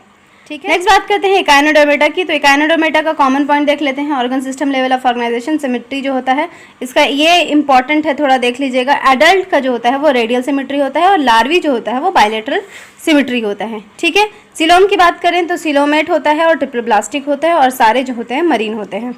अगर हम लोग इसके इंपॉर्टेंट पॉइंट्स की बात करें तो इकाइनोडर्मेटा का मतलब ही होता है स्पाइनी बॉडीड। ठीक है। इकाइनोज जो एक एनिमल किंगडम में एक नाम है इकाइनोज, वो उसकी बॉडी कैसी होती है, स्पाइनी होती है, तो वहीं से नाम आया, जिसका जो डर्मेटा यानी डर्मा जो है वो इकाइनोज की तरह है, उसी को कहते हैं इकाइनोडर्मेटा। इसका जो एंडोस्केलेटन होता है वो कैलकेरियस ऑसिकल का बना होता है। एक चीज़ देख लीजिए यहाँ पे इकाइनोडर्मेटा में, जैसे कि अगर हम लोग पॉरीफेरा देखते हैं तो पॉरीफेरा में वाटर कैनाल सिस्टम होता है, उसमें कैनाल्स होते हैं, एक लॉन्ग कैनाल होता है और उसमें पोर से जो है ऑस्टिया से जो है वो पानी आता है और ऑस्कुलम से बाहर चला जाता है। यहाँ पे वाटर वैस्कुलर सिस्टम है, ठीक है। तो दो चीज़ें अलग अलग हैं, एक है वाटर कैनाल सिस्टम, एक है वाटर वैस्कुलर सिस्टम। तो ये जो हेल्प करता है लोकोमोशन में, कैप्चर में, ट्रांसपोर्ट ऑफ फूड और रेस्पिरेशन में, ठीक है। तो वाटर वैस्कुलर सिस्टम होता है, वेसल्स होते हैं, हर जगह वेसल्स जाएंगे, ठीक है, इस तरीके से वेसल्स होते हैं। तो ये फ़र्क होता है वाटर कैनाल और वाटर वैस्कुलर सिस्टम में, ठीक है। इसका जो डाइजेस्टिव सिस्टम होता है वो कंप्लीट होता है ना, और इसका जो माउथ होता है वो लोअर साइड में होता है, वेंट्रल साइड में, जैसे कि हमारा भी जो माउथ होता है वो वेंट्रल साइड में होता है, डॉर्सल साइड में नहीं होता। तो जिस तरह से हमारा माउथ वेंट्रल साइड में होता है, इनका भी वेंट्रल साइड में होता है, लेकिन फ़र्क ये होता है कि जो इनका वेंट्रल साइड होता है वो नीचे की तरफ होता है, लोअर साइड में होता है, और इनका जो एनस होता है वो अपर साइड होता है, डॉर्सल साइड होता है, ठीक है। डॉर्सल मतलब पीछे की तरफ। इसका एक्सक्रीटर सिस्टम इसमें एब्सेंट होता है, एक्सक्रीटर सिस्टम नहीं होता है, क्योंकि वाटर वैस्कुलर सिस्टम ही एक्सक्रीशन का भी काम करता है। यहाँ पे जो सेक्सेस होते हैं वो सेपरेट हो, रिप्रोडक्शन सेक्शुअल होता है और फर्टिलाइजेशन यूजुअली एक्सटर्नल होता है, और इनका जो डेवलपमेंट होता है वो इनडायरेक्ट होता है, और इनमें फ्री स्विमिंग लार्वा होता है। अगर हम लोग इसके एग्जांपल्स की बात करें तो स्टारफिश एस्ट्रियास जिसको कहते हैं, इसका साइंटिफिक नेम एस्ट्रियास है, और स्टारफिश इसका कॉमन नेम है, इकाइनस जिसको हम लोग सी अर्चिन कहते हैं, antedon, sea lily, cucumaria, sea cucumber, ophiura, brittle star. इनके पिक्चर देख लेते हैं। ये स्टारफिश, ये है सी कुकुम्बर जो कुकुम्बर की तरह होता है, खीरा की तरह, और ये है सी अर्चिन, फेदर स्टार और ब्रिटल स्टार। नेक्स्ट आता है हेमिकॉर्डेटा। हेमिकॉर्डेटा के कुछ कॉमन पॉइंट्स देख लेते हैं। Organ system level of organisation होता है, बायलेटरल सिमेट्री होती है, सिलोमेट ट्रिप्लोब्लास्टिक होता है, और ये भी मरीन होता है। कॉर्डेटा के इंपॉर्टेंट पॉइंट्स देख लेते हैं। हेमिकॉर्डेटा जो है वो सबसे पहले इनको तो फाइलम कॉर्डेटा में रखा गया। फाइलम कॉर्डेटा का ये एक सब फाइलम था, लेकिन उसके बाद जो है वो क्या हो गया, अब इसको सेपरेट एक फाइलम ही बना दिया गया नॉन कॉर्डेट्स के अंदर, ठीक है। तो इस फाइलम की खास बात यह है कि ये small group of worm like animals होते हैं, है ना। इनमें जितने भी एनिमल्स होंगे वो वॉर्म लाइक होंगे, और इनकी जो बॉडी होती है वो सिलेंड्रिकल और बनी होती है, एंटीरियर प्रोबोसिस, और एक कॉलर होता है और एक ट्रंक होता है, ठीक है। अगर आप हेमिकॉर्डेटा का पिक्चर देखिएगा तो इसमें समझ में आ जाएगा। ये देखिए, ये ऊपर वाला जो पार्ट दिख रहा है ये वाला प्रोबोसिस है, ये कॉलर है, और ये एक ट्रंक है पूरा, ठीक है। तो ये तीन पार्ट से इनकी बॉडी बनी होती है। और हेमिकॉर्डेटा में एक रुडिमेंट्री स्ट्रक्चर होता है कॉलर रीजन में, जिसको हम लोग स्टोमोकॉर्ड कहते हैं, जो कि सिमिलर होता है नोटोकॉर्ड से। तो ये बात याद रखिएगा कि इसमें स्टोमोकॉर्ड जो होता है वो किससे सिमिलर होता है, नोटोकॉर्ड से सिमिलर होता है।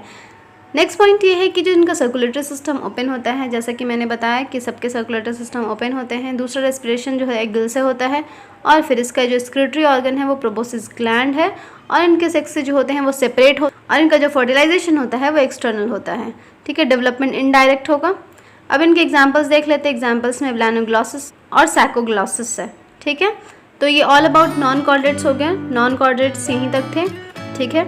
अगर आपको इसका शॉर्ट नोट चाहिए बिल्कुल शॉर्ट में, तो मैं एक शॉर्ट टाइप का बना के दे दूँगी, ठीक है। ये तो एक लॉन्ग हो गया, तो शॉर्ट में फर्टिलाइजेशन किसका क्या है, रेस्पिरेशन क्या है, तो वो एक शॉर्ट नोट में बना के दे सकती हूँ, ठीक है, अगर आप लोग की डिमांड रही तो। अदरवाइज़ ये पूरा लॉन्ग नोट था जिसमें एनसीईआरटी की सारी लाइन्स कवर है, ठीक है। आई होप समझ में आया होगा। अगर समझ में आया तो लाइक कीजिएगा, शेयर कीजिएगा, सब्सक्राइब कीजिएगा। Thanks for watching my video.